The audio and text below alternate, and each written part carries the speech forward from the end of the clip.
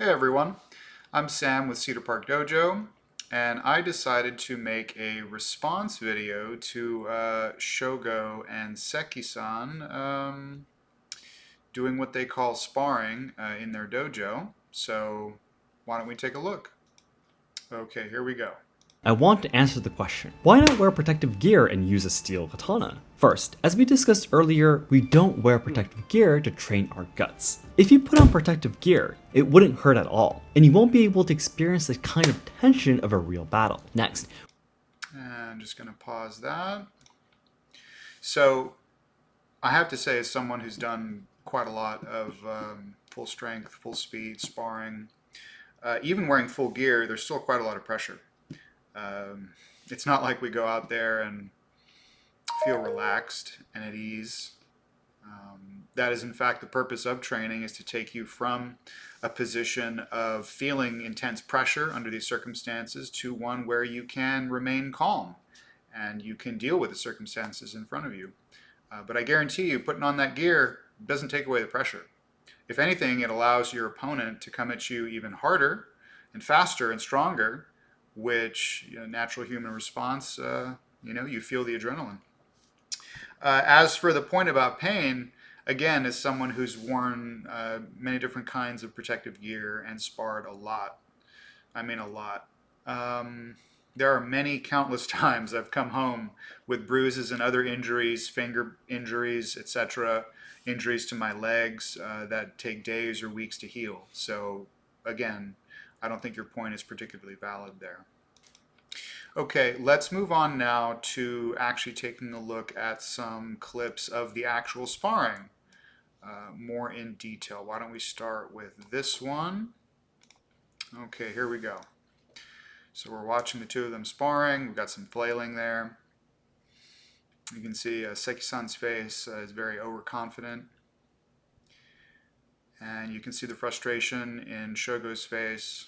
Nothing but hits to kote so far, nothing but seigan. You notice how he pulls back and rears back within range before he strikes, which is a big mistake. Anyone with basic experience will tell you that. A lot of flailing. Shogo doesn't really know what to do. He doesn't know how to create openings. He doesn't know how to take advantage of openings. And Seki-san is still doing the same thing, just striking at kote with this overconfident face. Not really respecting, in my opinion, the reality of what happens when someone does have a sword in front of you. This kind of blasé face, to me, that strikes of disrespect. Let's look at the next clip. So here's with Tsukada-san, Seki-san and Tsukada-san. Again, living in seigan, and then, yeah, right there, Tsukada-san tries this very strange little, like, dancing around, trying to get around him. Seki-san is just maintaining the center. You see how Tsukada-san, let's see if we can rewind that. We'll watch that again. You notice how Tsukada-san stares at the sword, not at his opponent. It's completely wrong.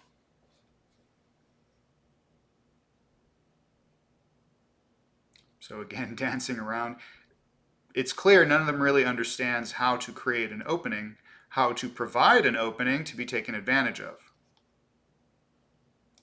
So, enough of that. Let's take a look at what actual, see if I can get this clip going here. Okay, technical difficulties overcome. Here we go.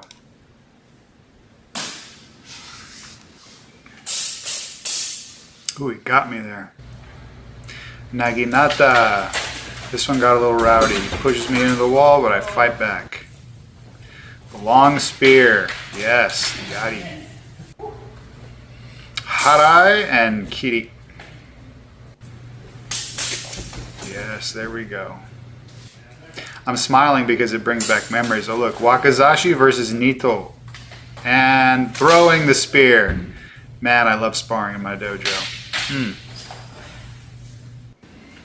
Brings back such happy memories watching this footage. get into a little bit of a tussle here.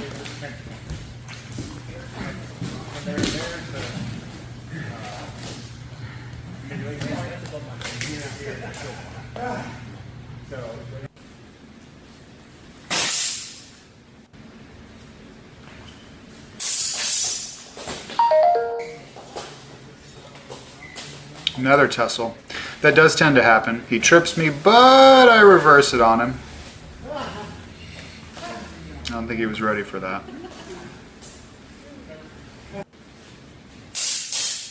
And dodge and cut. Well, that's the footage. So I think it's up to everyone to use their own judgment, to use their own eyes. You can take a look at what Seki-san and his crew do, what they call sparring. In my mind, this kind of sparring that they're showing where they have very minimal, what is this buzzing around me? Very minimal protection, you know, just the fukuro shinai with the kote.